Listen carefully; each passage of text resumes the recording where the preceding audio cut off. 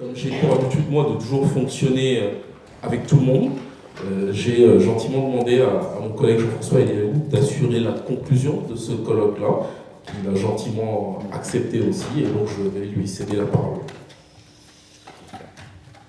Bien, merci beaucoup. Donc, mesdames, messieurs, cher professeur, monsieur Hirsch, mon cher collègue, je tiens d'abord à remercier évidemment le professeur Emmanuel Hirsch et mon collègue, mon cher collègue Jean-François Emmanuel pour l'organisation de ce colloque en l'honneur du 70e anniversaire de l'adoption de la Déclaration universelle des droits de l'homme. Donc, vous m'avez confié tous les deux la difficile tâche de conclure. Je souhaiterais évidemment dans ce cadre remercier les intervenants qui ont su nous éclairer sur divers sujets, bien entendu, et notamment les enjeux numériques relatifs à notre système de santé, ainsi que sur la régulation des innovations technologiques. Et avant de conclure, je voudrais prendre quelques minutes pour essayer de répondre, en tout cas de donner un avis sur un certain nombre de questions qui ont été abordées tout à l'heure. Et tout d'abord, essayer de mesurer l'importance et la complexité des concepts qui vous ont été exposés ce matin et de les mettre en relation avec notre tâche de législateur. Il va falloir que l'on couche sur le papier la loi. Et vous voyez que ces concepts philosophiques, puisqu'il y a des philosophes, scientifiques, génétiques, sociologiques, etc., doivent être évidemment, dans une certaine mesure ou dans une large mesure, couchés sur le papier pour faire la loi pour tout le monde. La loi n'étant pas une somme d'intérêt particulier, mais étant, par cette somme d'intérêt particulier, l'objectif, c'est de servir l'intérêt général. Je crois qu'on a une vraie difficulté là, c'est une difficulté à la fois passionnante, mais une difficulté pratique. Et heureusement que ces lois de bioéthique, dont on aura l'édition en 2019, un an après ce qu'elle devait être, puisque normalement c'est 7 ans, au lieu de 2018, cette édition 2019 des lois de bioéthique eh bien, sera par essence, renfermera, si je peux dire par essence, un élément qui me semble très important, c'est qu'il y a cette notion d'évolutivité. Et il est rare d'avoir dans la loi française, ou dans les lois françaises, cette clause de revoyure, c'est-à-dire de dire, ben voilà, dans 5 ans, dans 6 ans, on revoit cela, parce que c'est l'édition 2019, mais ce n'est pas l'édition définitive, et on n'inscrit pas dans le marbre des éléments qui doivent évoluer en fonction, pas simplement des progrès médicaux, mais également de l'évolution de la société.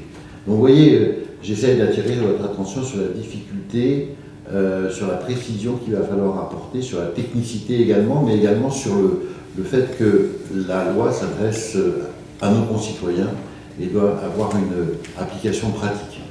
Donc, d'encadrement, si on peut dire. Le deuxième élément, c'est que dans cette loi, et dans l'édition 2011 des lois de bioéthique, il y a un certain nombre de choses qui existent déjà, bien entendu. Je ne vais pas revenir sur le fichier national des empreintes génétiques qui a été discuté. Nous avons été sollicités, bien entendu, pour essayer de modifier, et notre rôle de législateur n'est pas simplement que de faire la loi, elle est également de la réviser et de l'évaluer. Et notamment, justement, lorsqu'il y a eu cet amendement qui a été déposé dans le cadre du projet de loi sur la justice, où on a un petit peu nettoyé ce qui était absolument incompréhensible et scientifiquement pas relevant. Vous voyez, il y a ce travail également qui est fait. L'imagerie fonctionnelle, quand je suis arrivé tout à l'heure avec un peu de retard, l'imagerie fonctionnelle est un élément extrêmement important également, parce que ça a été bien discuté, bien défini, et il existe dans la loi une mesure qui permet d'utiliser l'imagerie fonctionnelle dans un but de démarche judiciaire, dans le cadre d'une enquête judiciaire, et il sera important pour le législateur justement de voir si nous ne sommes pas en excès par rapport aux besoins et à la réalité et à la surutilisation de ce type de disposition. Et enfin, il y a quelque chose qui, personnellement, me gêne beaucoup dans la loi de 2011, c'est la notion de bébé médicament, je ne sais pas si vous l'avez vu. Et donc on fait des bébés pour sauver le petit frère ou la petite sœur qui a par exemple une leucémie, ce qui veut dire des tests, c'est dans la loi, hein, un test génétique pour savoir s'il a le bon typage HLA ou pas, et que s'il ne l'a pas, ben voilà, c'est pas dit dans la loi ce qu'on fait. Donc la charge émotionnelle à la fois de l'enfant à naître qui est né pour quelque chose, et de l'enfant qui reçoit la moelle osseuse ou les cellules souches hématopoïétiques de cet enfant à naître est un sujet très important, et pourtant c'est dans la loi. Et donc je pense que dans la révision de 2019, on essaiera de nettoyer tout ça. Bien. Voilà, la loi de bioéthique que nous allons essayer de constituer avec un certain nombre de mes collègues, enfin tous mes collègues d'ailleurs, va également aboutir à un cadre dans lequel, à mon sens, les expériences de modification, d'édition génique telles qu'on les a vues en Chine avec les deux petites jumelles qui sont nées modifiées ne pourraient pas se faire en France. Alors peut-être qu'on va trop loin, peut-être que c'est peut-être un peu excessif, mais pour nous, en tout cas législateurs, ou en tout cas citoyens français, notre objectif c'est de ne pas pouvoir penser autoriser ce type de pratique. Encore une fois, nous habitons dans un pays qui a des traditions bioéthiques établies depuis longtemps et qui viennent directement de ce que l'on a appelé le Code Nuremberg, dont vous avez parlé ce matin. Nous sommes très empreints, notre corpus bioéthique est très empreint et très marqué par ces éléments. Ce n'est pas forcément le cas dans d'autres pays.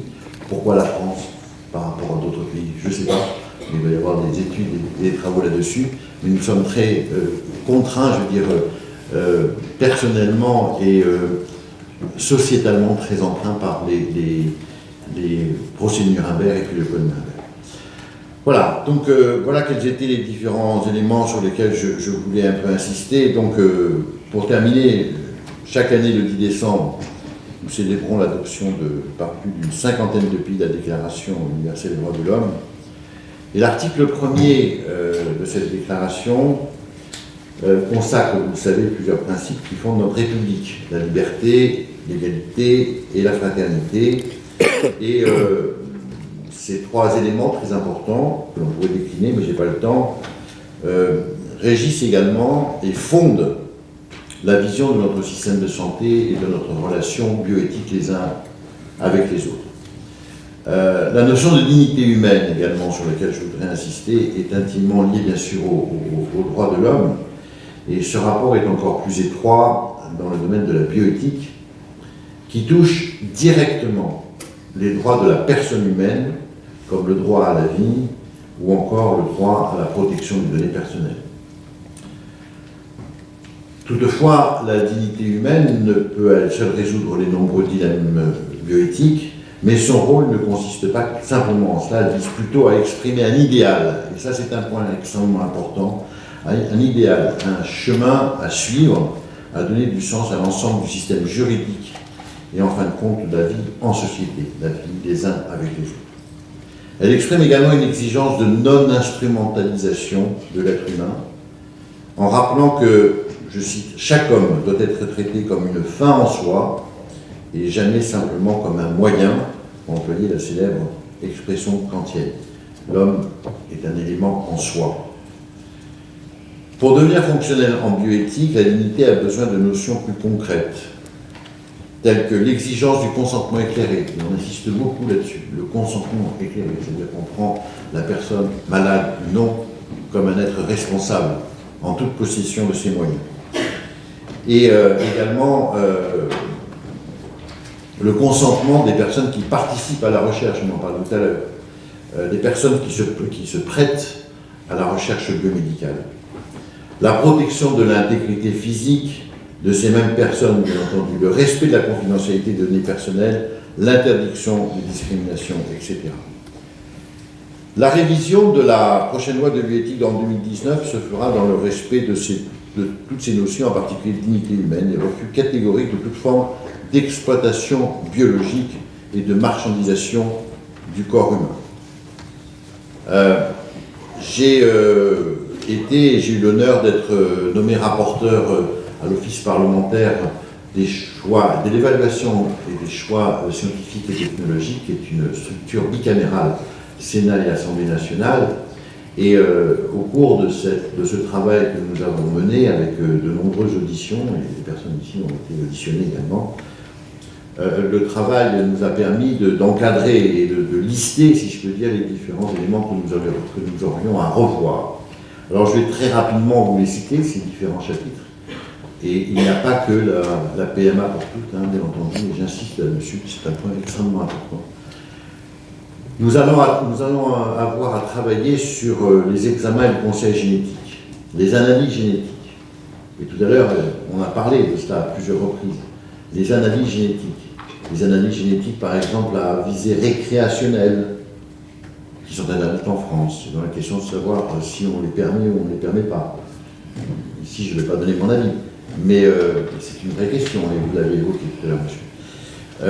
Également, les analyses génétiques dans le cadre, lorsque l'on fait des analyses génétiques somatiques, dans le cadre de ce qu'on appelle les examens compagnons, dans cette médecine prédictive, cette thérapeutique prédictive adaptée à la présence ou non de mutations génétiques dans la tumeur.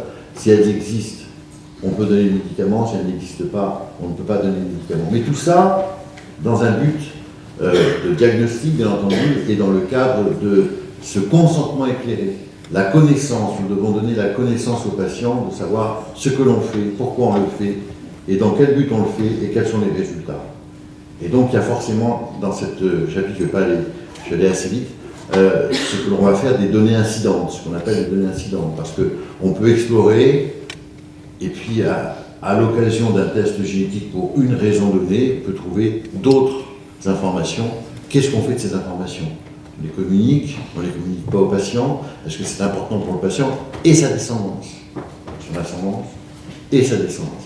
Donc ce sont des questions que l'on va devoir discuter, et sur lesquelles il y aura forcément les applications de la loi, pour tout le monde, la loi 2019. Le prélèvement à la greffe d'organes, consentement éclairé, information. L'AMP, l'assistance médicale à la procréation, PMA, peu importe, intraconjugale, insémination, PMA post-mortem, bien entendu. Qu'est-ce qu'on fait des embryons à qui un couple, dans un projet parental, a fait des embryons, si je peux dire, a conçu des embryons. Les embryons, à l'heure actuelle, qui sont en législation, peuvent être donnés à la science, à la recherche, peuvent être donnés à un couple tiers qui va l'accueillir, mais on ne peut pas les accueillir pour soi-même une fois que le patient, le partenaire masculin, par exemple, surtout, bien sûr, est décédé. Voilà, donc ça c'est un sujet qui est tout à fait important. L'autoconservation des gamètes, mesdames, l'autoconservation des ovocytes, parce que les gamètes, on fait assez facilement l'autoconservation des ovocytes. Problème de société, est-ce qu'on ne va pas travailler sur l'amélioration de la société, la compatibilité, la compatibilité de la société avec le fait d'avoir des enfants, ce qui est totalement naturel pour des femmes? Ou alors est-ce que, compte tenu de ces contraintes de la société, professionnelle, etc., on autorise l'autoconservation des ovocytes? Vous voyez, tous ces sujets sont tout à fait importants. La PMA avec don de gamètes tiers, c'est-à-dire l'extension, nous ne prenons pas parti pour l'instant de savoir s'il faut ou il ne faut pas, mais ça implique un certain nombre de conséquences si on autorise l'élargissement de la PMA pour toutes les femmes ou pour les femmes seules, filiation, etc., psychologie. Bon. Recherche sur l'embryon. Nous allons aborder la recherche sur l'embryon qui est autorisée avec beaucoup de précautions en France, et notamment dans la recherche sur l'embryon sur la durée de la culture de l'embryon in vitro, qui est de 7 jours actuellement, mais qui ne permet pas d'envisager toutes les possibilités, et qui ont des conséquences si on augmentait la durée de conservation de ces embryons, par exemple sur la compréhension de cancers, et notamment de cancers chez l'enfant. On a beaucoup parlé des cancers pédiatriques il n'y a pas très longtemps, les tumeurs infiltrantes du tronc cérébral. On peut se poser la question de savoir s'il n'y a pas des problèmes d'embryologie, et donc l'étude des embryons in vitro, les embryons nos embryons, nous. Hein.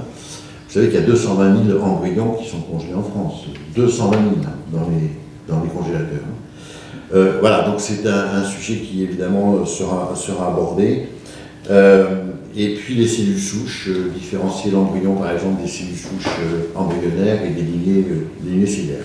Se rajouteront deux éléments, et je ne vais pas insister là-dessus, les neurosciences et l'intelligence artificielle, vous l'avez beaucoup abordé. Donc pour terminer, il est important de mesurer les bouleversements juridiques, psychologiques, sociétaux que la future loi relative à la bioéthique va apporter. Et donc, c'est un débat absolument passionnant qui intéresse tous nos concitoyens et qui va évidemment nous mobiliser, nous les législateurs, aussi bien à l'Assemblée nationale qu'au Sénat pendant de longues semaines, voire de longs mois. De longues nuits. Et de longues nuits aussi, de longues nuits, parce qu'on fait ça la nuit, je suis à 3h du matin, parce qu'on n'avait pas terminé. Donc de longues nuits, mais c'est un débat absolument fantastique et nous aurons à cœur d'entendre et d'écouter tout le monde. Je vous remercie beaucoup.